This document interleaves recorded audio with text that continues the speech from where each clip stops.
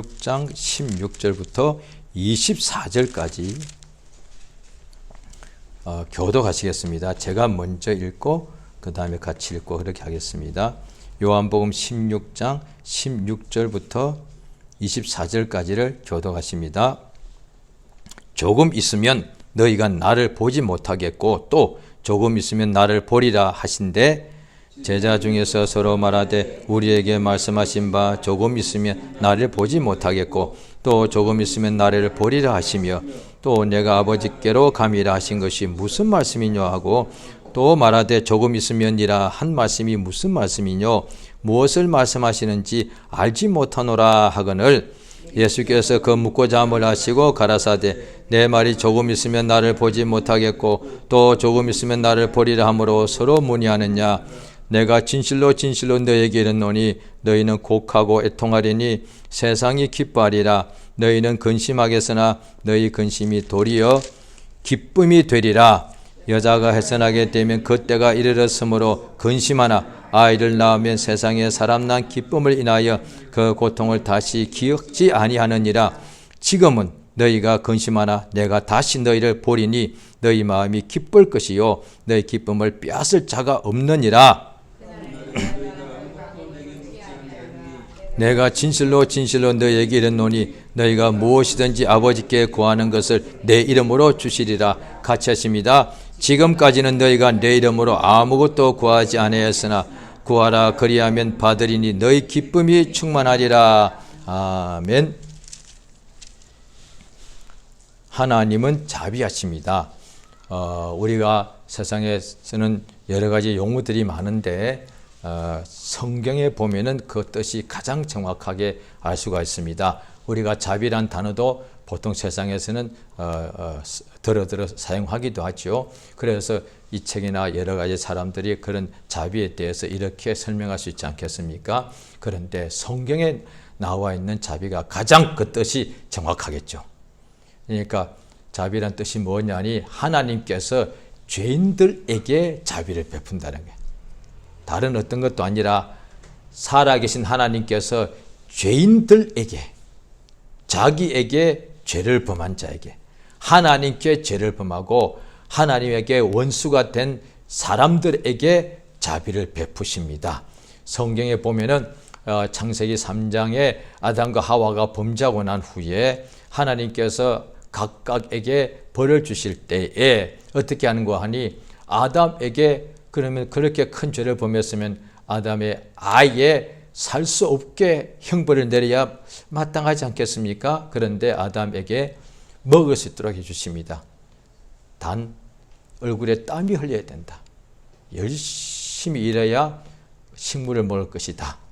그 다음에 또 하와에게는 아이를 낳는데 해산의 고통이 크게 닿을 것이다. 이런 식으로 하나님께서 그 죄인들인데도 하나님께서 자비를 베풀어 주시고 또 이들이 죄를 범하고 난 후에 에덴에서 쫓겨나는데 혹시 에덴으로 돌아와서 영생하는 나무의 과실을 먹고 죄인으로 영생하면 안 되니까 그들이 에덴으로 다시 못 돌아오게 화영금으로 딱 길을 막아주고 또 그 다음에 그들이 죄를 범했으면 에덴에서 쫓겨나갈 때 그냥 알아서 하게 두시지 아니하시고 그들에게 가죽 옷을 하나님이 친히 지어서 입혀주십니다. 하나님이 참 자비하시다는 거예요. 자기에게 그렇게 하나님께서 만들어주시고 에덴 동산도 주시고 그 동산에 있는 온갖 아름다운 과실을 다 먹게 하시고 먹게 해주시고 일도 하게 해주셨는데 하나님 되려고 범죄한 거잖아요. 하나님이 딱 한 가지만 하지 말라 그랬는데 선악을 알게 하는 과실을 먹지 말랐는데 그 명령을 어겼잖아요. 그 다음에 율법에 보면은 죄인들이 죄를 범하면 저주가 3, 4대까지 간다고 되어 있는데 그런데 아담과 하와의 후손이 그들이 이제 아이를 낳을 때 가인과 아벨이 딱 태어나는데 하나님께서 자손 3, 4대까지 저주가 간다고 율법에 기록되어 있는데 그때는 아직 율법이 오기 훨씬 전이죠. 가인과 아벨에게 하나님께 제사할 수 있도록 기회를 주더란 거예요. 얼마나 자비해. 그 집안에 아담과 하와의 아들인데 그 아버지 어머니가 죄를 범하였지만은 그 아들 가인과 아벨에게는 하나님께 제사할 수 있는 기회를 주더란 거예요. 오늘날로 치면 제사는 예배죠. 하나님의 원수인데 아담과 하와.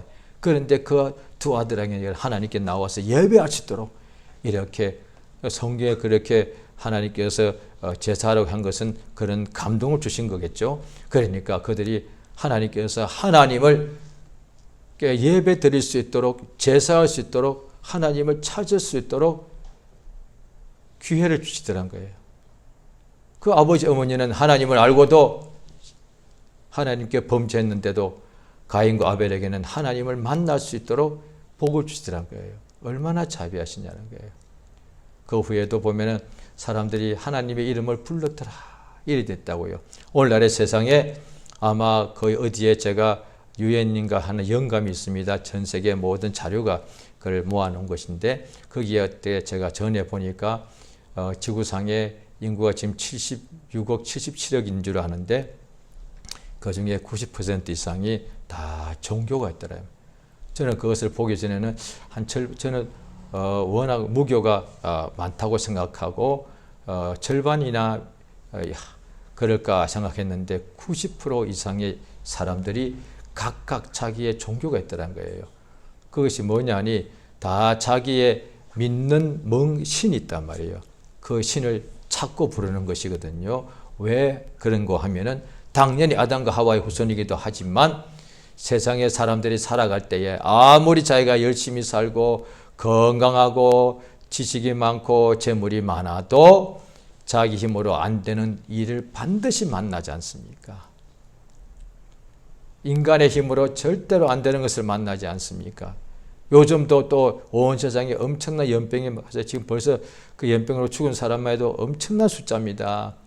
이렇게 이 21세기 문명이 어떻고 해도 안 되는 것이 있더라. 인간이 얼마나 약한지를 알게 되더란 거예요. 그럼 그때 어떻게 하느냐?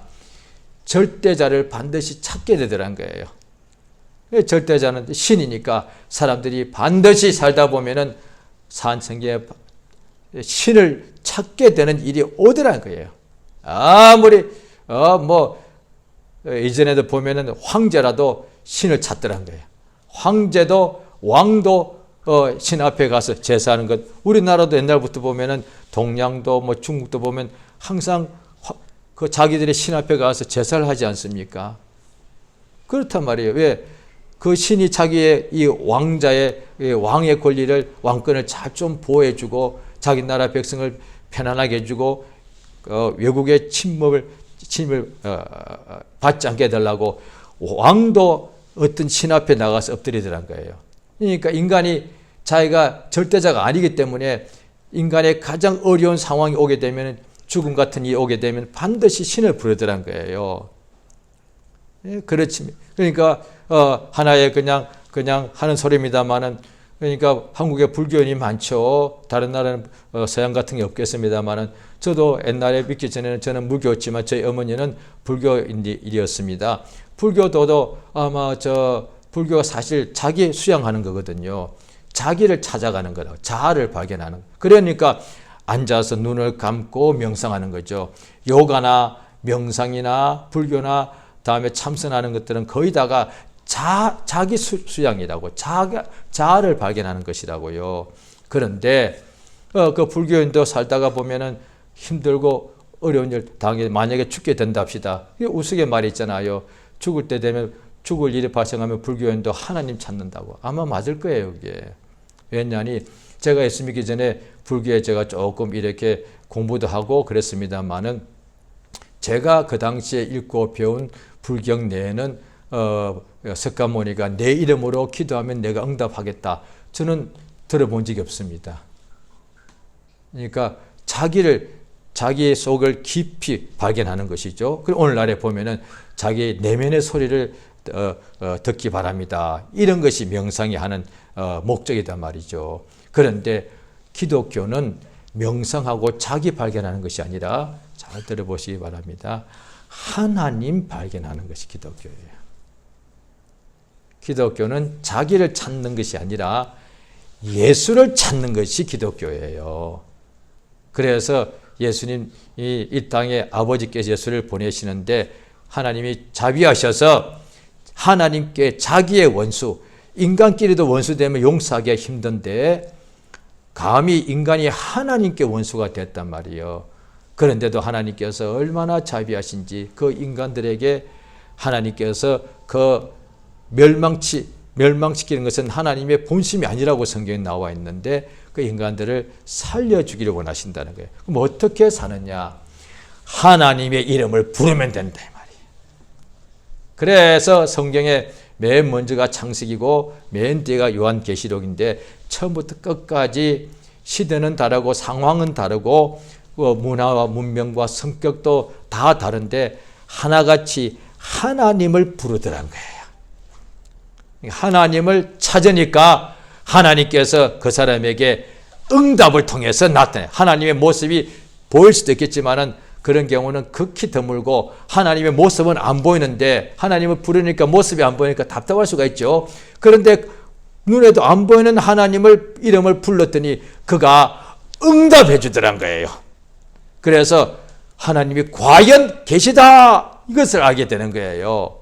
그 하나님께서 우리 인생들에게 불쌍히 여기셔서 자비를 베푸시는 것인데 그 증거가 뭐냐? 그의 아들 예수를 우리 죄인들을 대신하여 죽는 대성물로 세상에 보내셨다. 이것이 하나님이 자비하다는 증거입니다.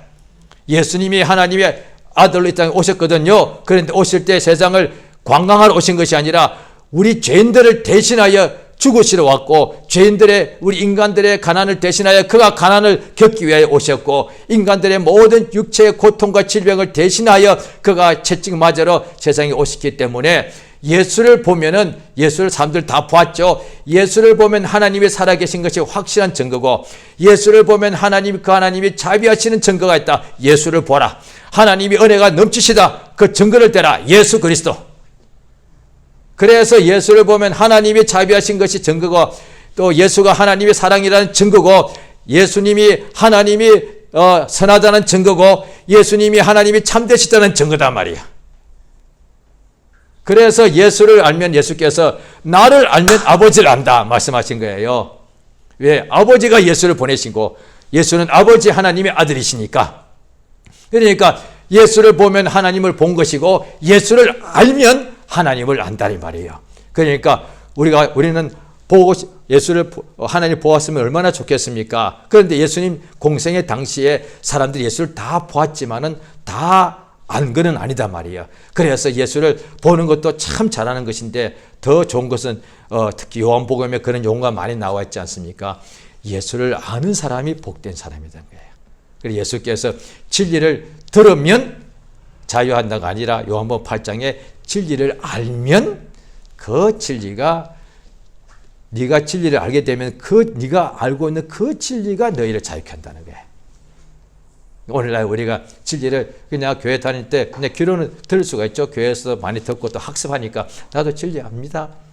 그게 아는 게 아닌데 진리를 제대로 자기가 체험하면 그 진리가 나를 자유케 하는 거예요. 세상에 북영화 많지만 그것 때문에 우리를 자유케 할 수 없는 것이죠.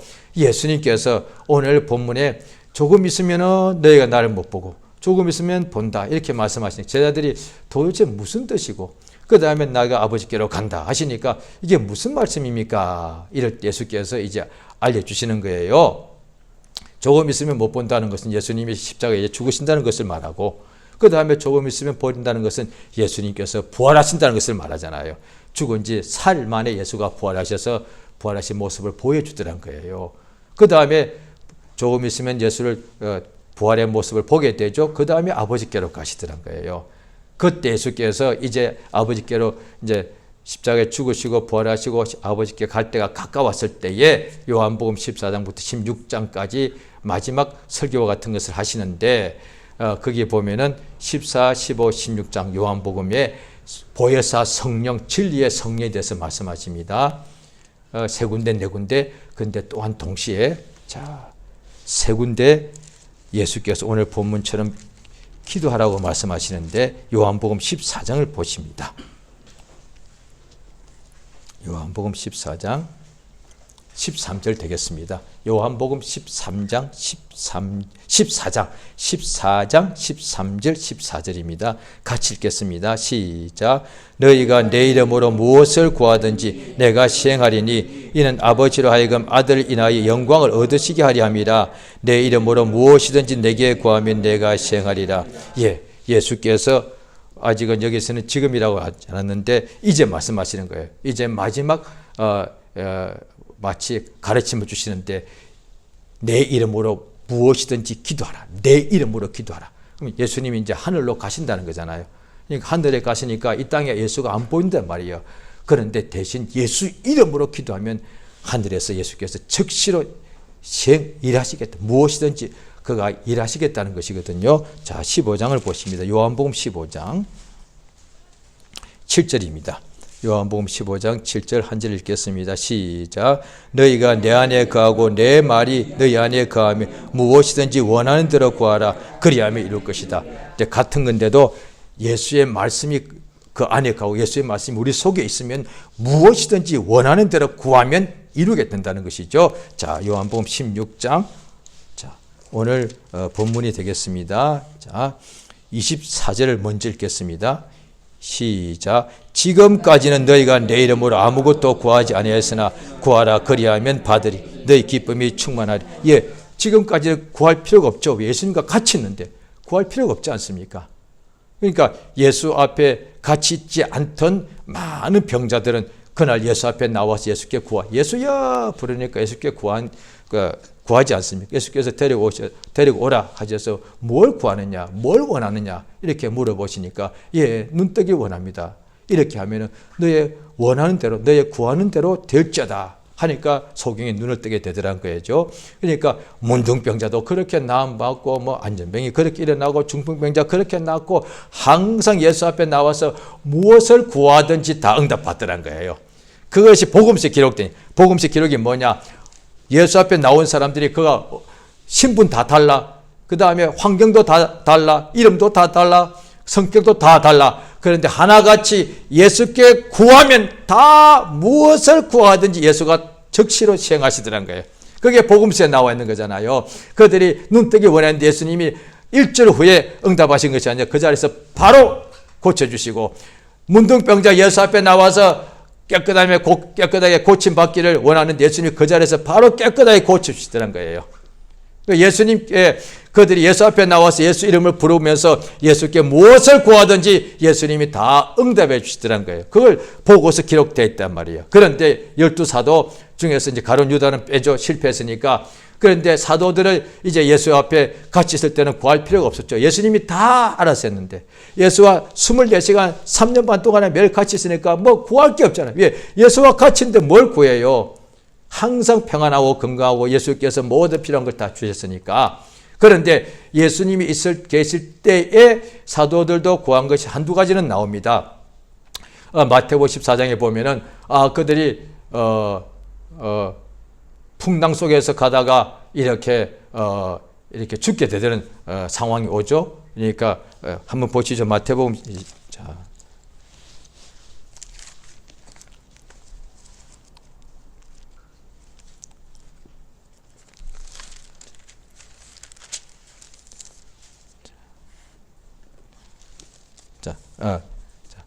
먼저 죄송합니다. 마가복음 4장부터 먼저 보겠습니다. 마가복음 4장에 보시면 예수께서 4장 35절에 4장 37절 보겠습니다. 시작. 큰 광풍이 일어나며 마가복음 4장 7절입니다. 시작. 큰 광풍이 일어나며 물결이 부딪혀 배에 들어와 배에 가득하게 되었더라. 38절. 예수께서는 고물에서 베개를 베시고 주무시더니 제자들이 깨우며 가로되 선생님이여 우리의 죽게 된 것을 돌아보지 아니하시나이까 하니 예수께서 깨어 바람을 꾸짖으시며 바다들을 이르시되 잠잠하라 고요하라 하시니 바람이 그치고 아주 잔잔해지더라.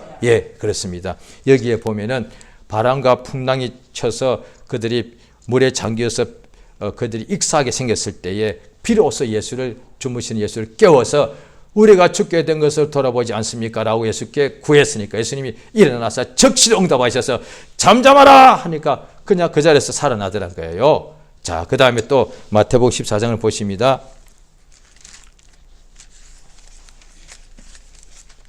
자, 마태복음 14장 22절입니다. 예수님이 이제 마태복음 14장 25절 보겠습니다. 밤 사경에 예수께서 바다 위로 걸어오셔서 제자들에게 오시니 26절 있습니다. 시작. 제자들이 그 바다 위로 걸어오심을 보고 놀라 유령이라 하며 무서워하여 소리지르거나 계속 있습니다. 예수께서 적실러 가라사대 안심하라 내니 둘로 말라. 베드로가 대답하여 가로되 주여 만일 주시거든 나를 명하사 물 위로 오라 하소서 한데 오라 하시니 베드로가 배에서 내려 물 위로 걸어 예수께로 가되 바람을 보고 무서워 빠져가는지라 소리질러 가로되 주여 나를 구원하소서 하니 예수께서 적시 손을 내밀어 저를 붙잡으시며 가라사대 믿음이 적은 자여 왜 의심하였느냐. 여기까지. 이 보십시오.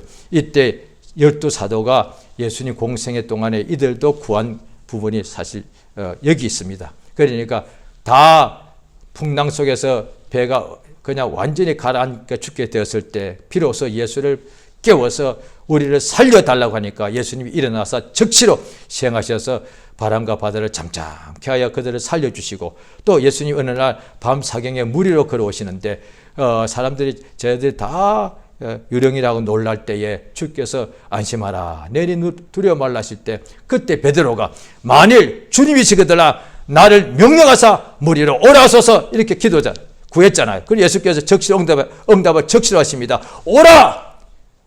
주님이시거든 나로 명하사 오라! 물 위로 오라! 하소서라고 저 앞에 구하니까 주님이 바로 응답하셔서 오라!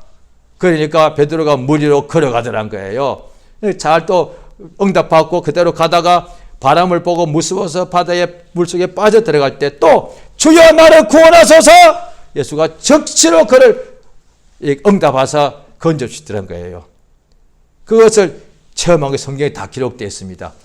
이 12사도가 이렇게 이 외에는 별로 예수 앞에 구하여 응답받은 것이 별로 없는데 구할 일이 없었으니까 그건 예수께서 오늘 본문에 가면 이제 예수 이름으로 구해란 거예요.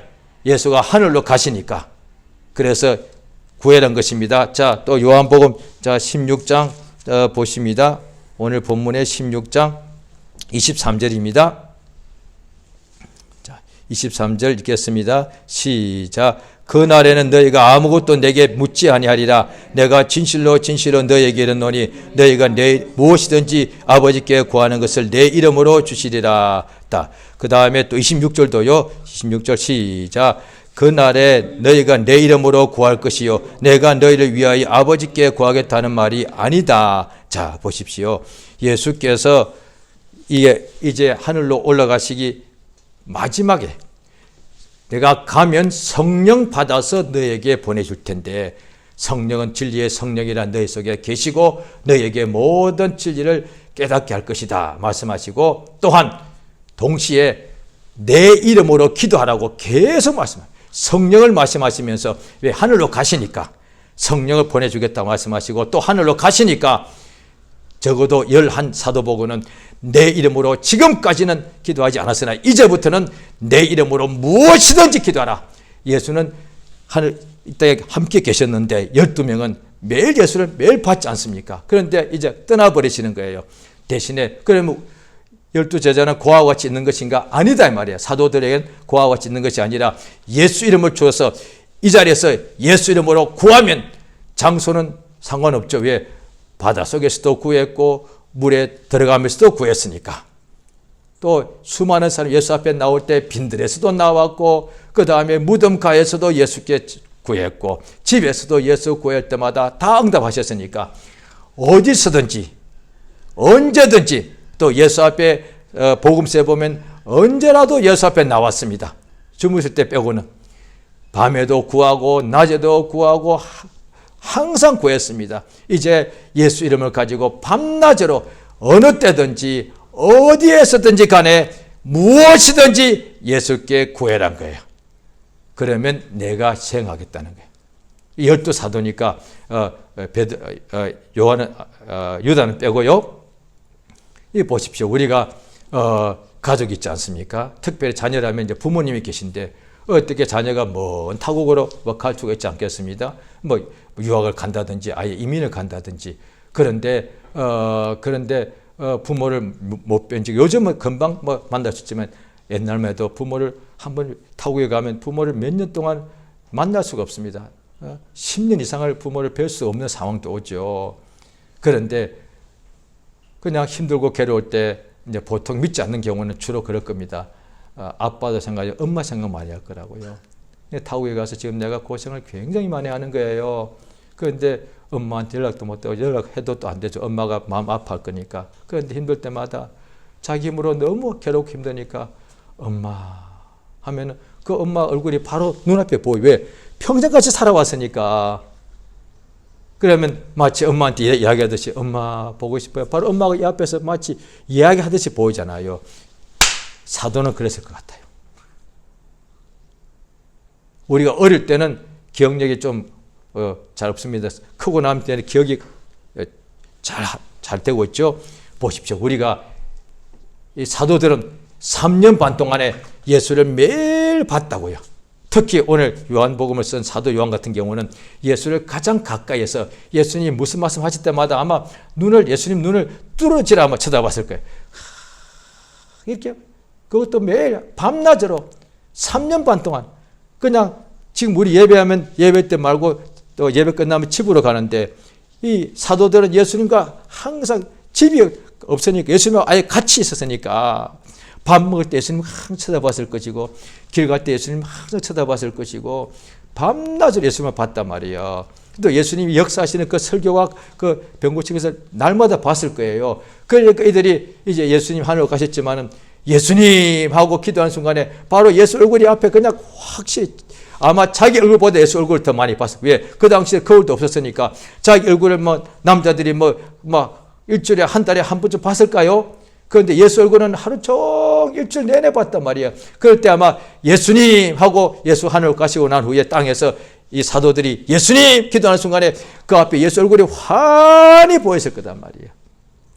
그러니까 아마 사도들도 그랬을 것 같아요. 그냥 하나님이라고 기도해라 하면 그들도 오늘날에 우리가 할 때처럼 좀 막연하지 않았겠는가. 왜? 얼굴이 안 보이니까 오늘날에 우리가 그렇게 기도할 수 있거든요.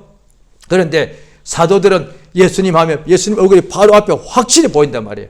그 예수님이 하신 말씀과 그 표정과 그 다음에 그 시행하신 역사가 예수 앞에 나올 때 자기들이 기록한 거 볼 때 예수님 앞에 믿고 구한 사람은 예수님이 하나도 시행 안 하신 사례가 없으니까 100% 응답해 줬으니까 자기들이 그걸 기록해냈단 말이에요. 그러니까 오늘도 자기가 살아갈 때 힘들고 괴로운 것이 많죠. 그럴 때마다 예수님 하면 바로 자기 눈앞에 예수가 계신 거예요. 그러니까 기도할 때 바로 응답이 오죠. 그러니까 다시 말해서 예수를 이름으로 기도할 때 그냥 허공에다가 외치는 그런 기분이 아니라 너무 생생한 기도가 되고 응답이 될 거단 말이에요.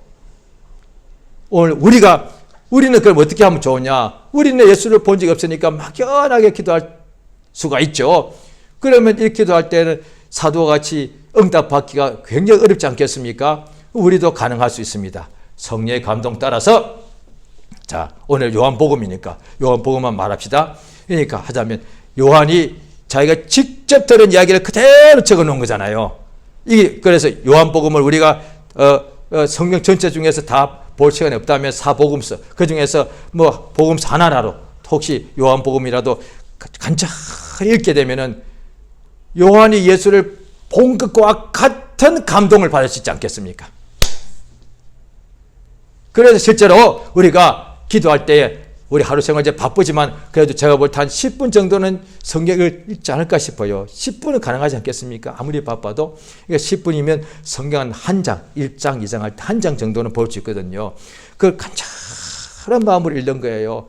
그러면 자꾸 읽다 보면 진짜 그 말씀이 지금 내가 예수님 앞에서 바로 앞에서 얼굴을 대면하면서 설교를 말씀 듣는 것과 같은 감동이 온다니까요. 글쎄. 그러니까 저 같은 경우는 저는 예수 믿기 직전에 세상에 있는 어떤 책들을 소설 문학책을 조금 좀 많이 봤었습니다.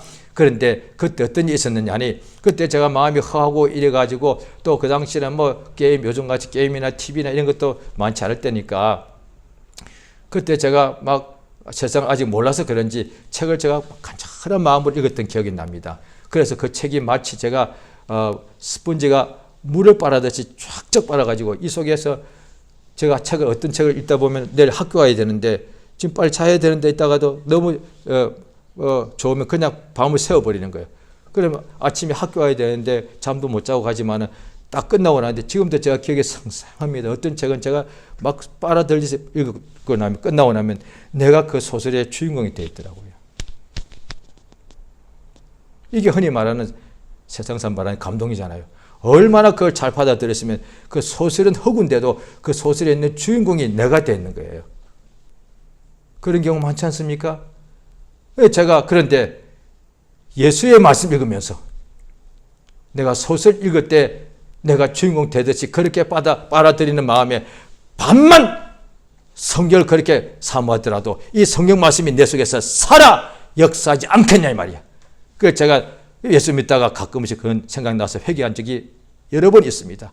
내가 세상에 사람이 지은 허구도 빨아먹어서 내가 마치 주인공처럼 이렇게 내가 앞으로 살아야 되겠다 이랬는데 진리의 말씀 살아 예수님이 역사하사 그걸 직접 본 사람들이 적어놓은 것을 내가 간절하게 받으면 그 말씀이 그대로 내 속에 그대로 다 들어오게 되고 들어오면 그 말씀이 속에서 살아있기 때문에 나도 예수의 말씀대로 살게 되고 예수님을 따라가게 되고 예수님을 닮게 되고 예수의 말씀처럼 지키고 싶은 마음이 속에 막 불붙듯이 일어나게 될 텐데 소설을 읽어도 그렇고 음악을 간절히 받아도 마음이 뭔가 마음이 움직이지 않습니까? 그림을 봐도 그렇고 아름다운 것을 봐도 막 마음이 움직이지 않습니까?